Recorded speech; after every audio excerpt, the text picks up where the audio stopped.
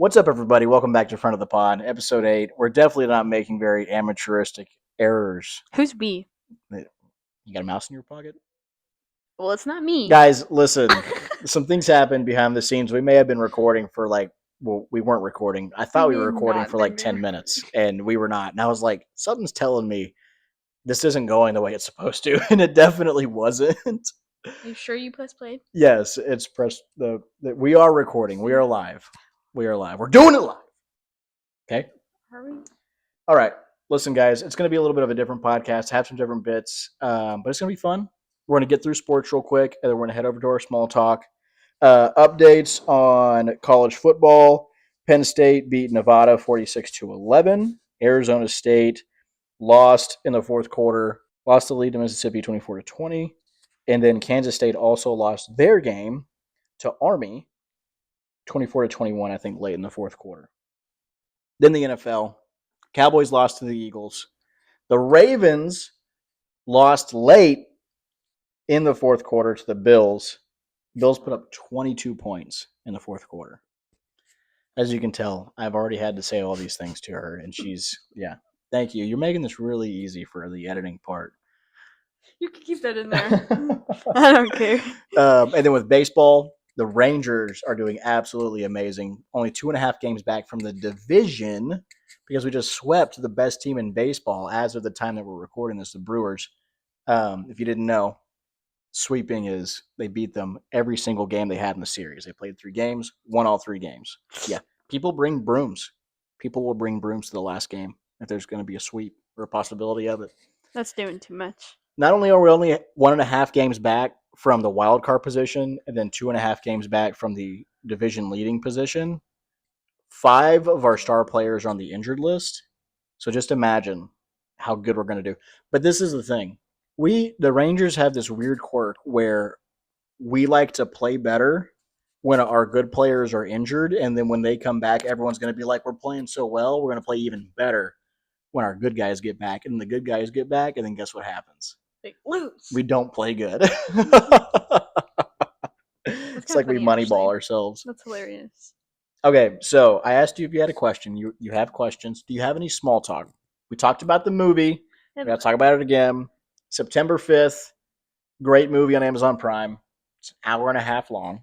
It's about September 5th, 1972, the first nationally live broadcasted terrorist event to happen where people could actually watch it on TV. It was this terrorist event put on by Black September, I think, in Munich, Germany during the 20th Olympics.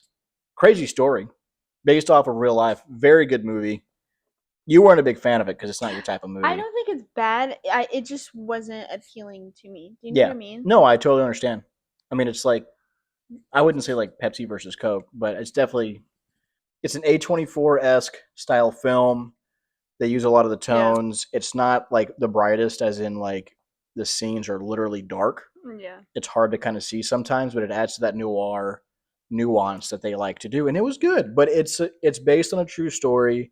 So, it's very historically centered. Yeah.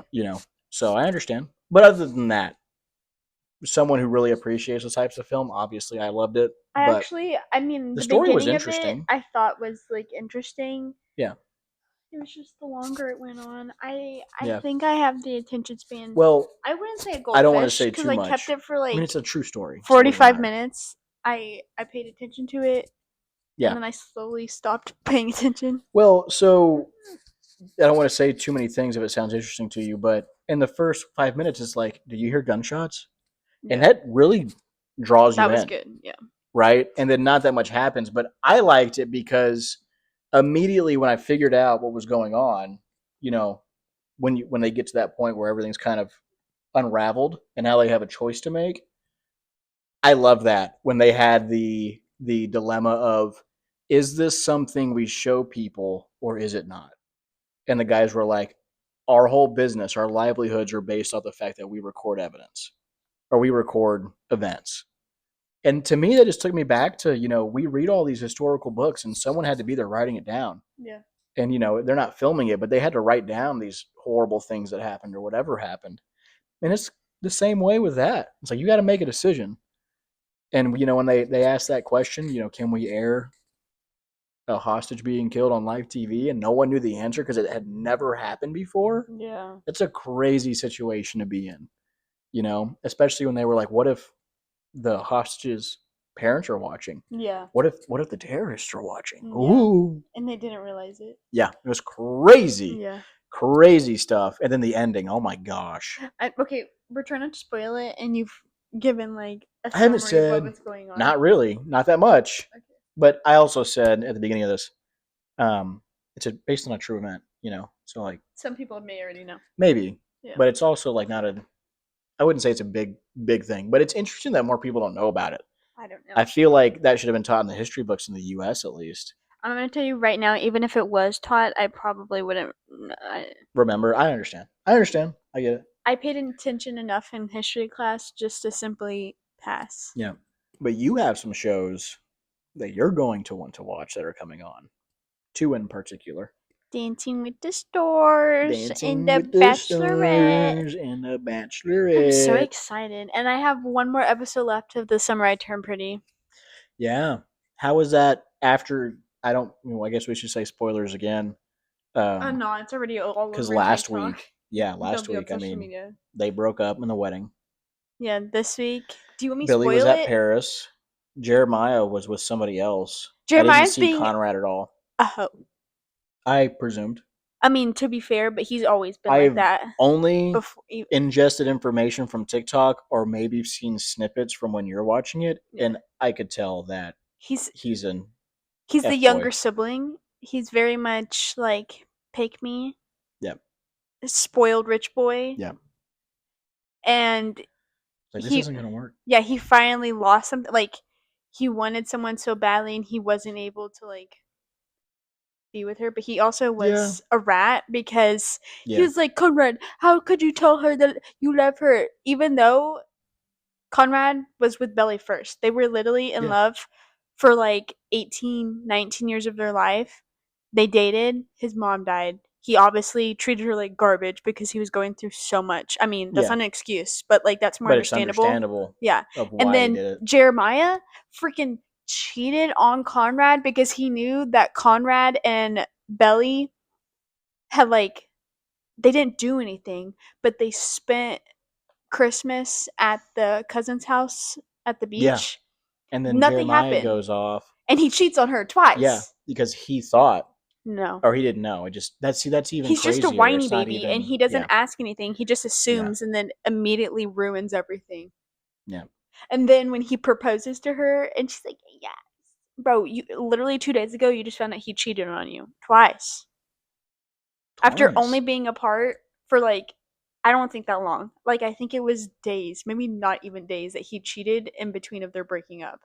The cheating happened. We were on a break. Yep, but not really because they kind of just got into a fight, and it was a Logan situation, and he thought they were broken up. Speaking of other. Wait, maybe they did break up. I don't remember. Situations. I couldn't care less about him. I want him to leave, and I also couldn't care less about Belly. You just want to see what happens to Conrad. Yeah. And that side couple. Steven and Taylor. Yeah. Yeah, that's her brother and her best friend. Yeah. They're so cute. I do love them with all my heart. But speaking of other cheaters, The Bachelorette, Taylor Paul. Yeah, that's a little different. That's slightly different. Is it? It is because that's crazy. There was cheating, but it was a swinging scandal. It's very much like blurred lines. Like it's a tricky line to cross either way if you decide to be poly and swing and stuff like that. Yeah, I mean, I understand. That's a tricky place. But no, I'm so excited. I'm gonna watch The Bachelorette, and I don't care. Yeah, because I mean, like, what are the guys gonna be like? Yeah, they're already gonna know her dirty laundry. Exactly. Like, there's no secrets. You're gonna love her for who she is, or you're not. That's the difference, I think, because I've never watched The Bachelorette or The Bachelor, but I presume a lot of it is like kind of the unfolding drama between the people. Yeah. And now we're gonna be in a setting where we know a lot of the things. They're gonna be like, we know how you are. Yeah. I mean, like everyone knows who you are. Yeah. So, I mean, you were all over everyone's TikTok page for a year. No, longer than that. I think on like everyone's.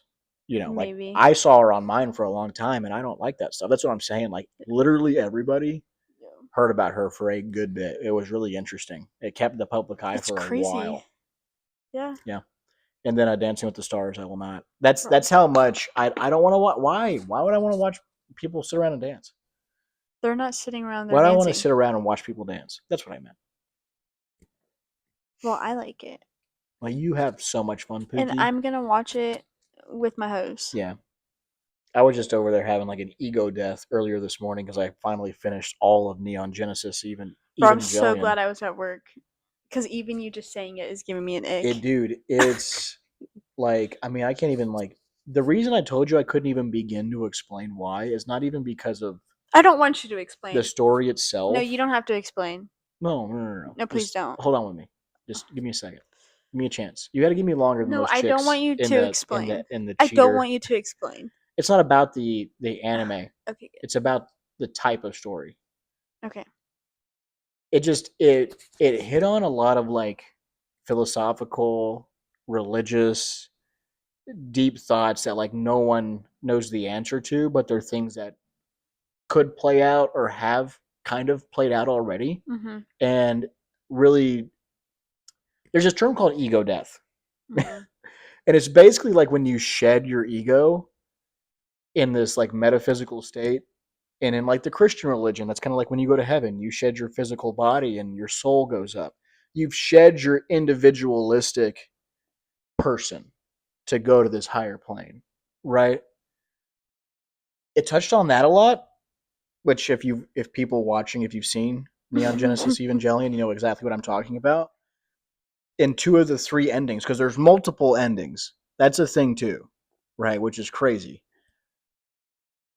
It's not a great outcome. And there's a lot of parallels, and I'm working on a video on this actually. It's going to be a very long one if I ever get it out. I'm working on parallels with like some of the things that we're seeing in the world right now with AI and the technology they were using and the religious symbolism and the cultural aspects. It just did a great representation of really tapping into the raw emotionality of like human instinct, because that was the whole thing, was like these parties were trying to achieve this insane goal of like making the apocalypse happen, right? And everyone was going to shed their egos, and like they were all going to go to another place, and no one was going to be themselves anymore. Mm-hmm. Like you're this hive mind. Yeah. And it really makes you think, because like how different is that from these other things? And a lot of the show blurred the lines between technology and religion and human consciousness. And when you start to see that mirror in real life now, because religion has been a thing, we're humans, AI is right around the corner, right? Like I was going to make a TikTok about this too. There's a John Hopkins study that they released where they are growing brain organoids, which means, and I think the study that just came out is they have grown a miniature brain, a human brain. They've grown it out of nothing, and they're going to start using it for computational processes, because we don't have true AI. They're all learning language modules, right? True AI would be AGI, or artificial general intelligence. That general is real important because what it means is, the easiest way to put it is, it's it's generally as smart as a human is. It's kind of the way that I remember it, as in it's on the same level.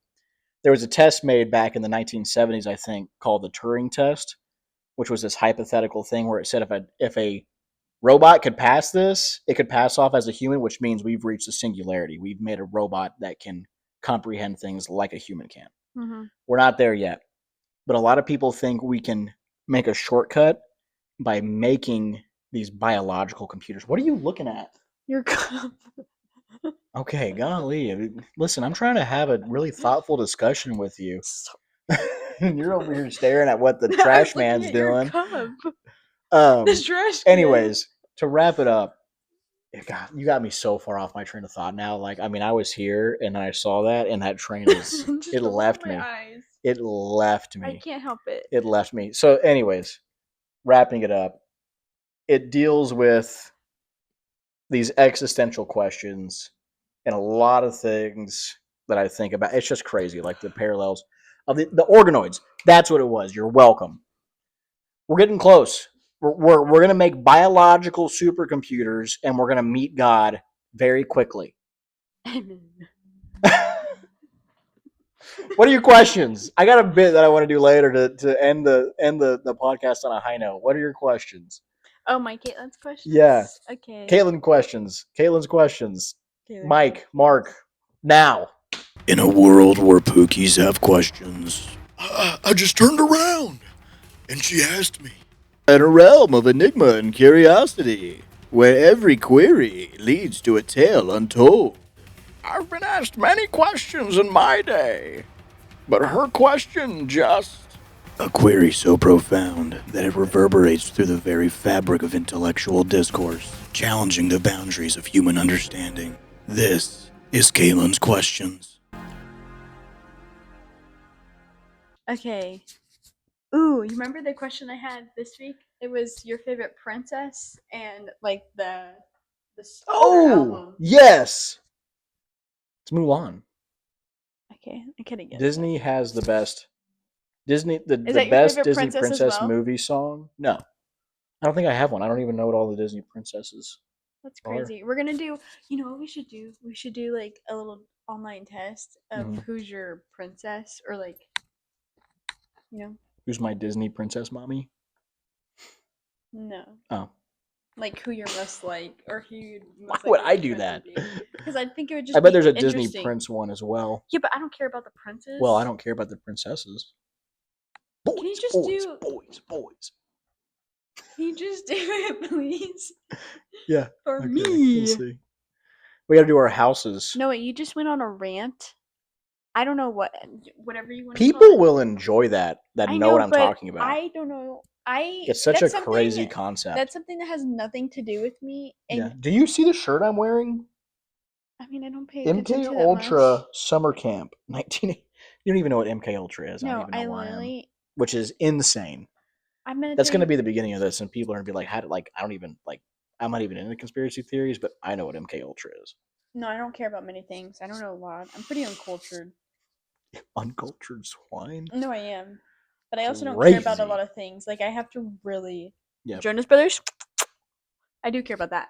Yep. But there's not many other things. Like I think I could count the things that I really care about on one hand. Yeah. So the question really is though, like, what's your favorite Disney princess song or Disney Disney movie song and their songs? Oh, so they have to co-align? They don't have to. You can have a different favorite favorite princess and a different album that you like the most. Favorite princess is the one from Tangled, Rapunzel. Yes, that's really why. Tangled slipped in there for me. I love like Tangled. Right before Frozen. Yeah. Where I was still young enough for Tangled, and it was such a good movie. Listen, you can. And never... she was tomboyish, and I don't know, her struggle seemed, I don't know if it was more relatable or more realistic. Yeah. Because like Cinderella was just kind of sad. Yeah. You know, and the stories are sad. Rapunzel was sad, but like, I don't know. I think it's probably my most like favorite, well put together one. I'd have to rewatch Mulan because it's been a long time since I've watched it. Because the dragon's hilarious. But How Make a Man Out of You is probably like top 3 best Disney songs ever. Like I can't even name 2 other ones. That's how good Mulan soundtrack is. Okay. Would you count Elsa and Anna as a Disney princess? I was about to ask that. Are they not? Well, it said the official Disney princess list does not have them on it. What? Oh wait, no, it has Elsa. No, I'm lying. Okay. There's a picture that has it, but when you look up what's like the current official list of 13 Disney princesses includes Snow White, Cinderella, Aurora, Ariel, Belle, Jasmine, Pocahontas, Mulan, Tiana, Rapunzel, Merida, Moana, and Raya. But like, if you look up any of the pictures, oh, I totally forgot about Moana. Yeah, but those are great songs. Lin-Manuel Miranda cooked. Okay, yeah, but clocked. my favorite like Disney princess album is Anna. Anything Elsa's not a princess. That's why she's a queen. Yes, that's why she's not considered a Disney princess. Okay, she's a queen. So, and then Anna is But a then she princess, becomes the queen at the end of but the then second becomes movie. so neither of them. You want to know why? Actually, it's because I think Disney's moving away from the. It's because all of those Disney princesses were old stories. And there's a lot of them are dark. Yeah, the Anyways, I didn't originals. get to tell mine. Sorry. Okay, my favorite album is Frozen. Frozen 2. I love it. And then my favorite Disney princess is Ariel. Really?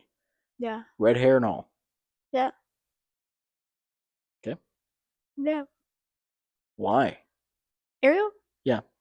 I don't know. I just always liked Ariel. It was much more like she's kind of annoying. I think they're all a little annoying. Yeah, they're all a little childish though. It's kind of the point Yeah. of those Because main then she stories grows is they up to be like grow. a Exactly. beautiful, mature Exactly. You're so smart. woman. Thank you. I don't know. I've just always liked them, and then I like watching her grow up, Yeah. and I like watching like the younger movies of her. Like, Oh, I've only seen the original. well, there's two, because there's Ariel, and then there's Ariel 2. I could be wrong, but it's the one with her daughter in it. And then they Interesting. have like a prequel to the first one of Ariel, like when her mom is, I think when her mom is still there. I think when she's still alive. Really? They have a prequel. Yeah, I watched it a couple years ago. Hmm. Yeah. I don't know. And then I've only. So, what were your songs?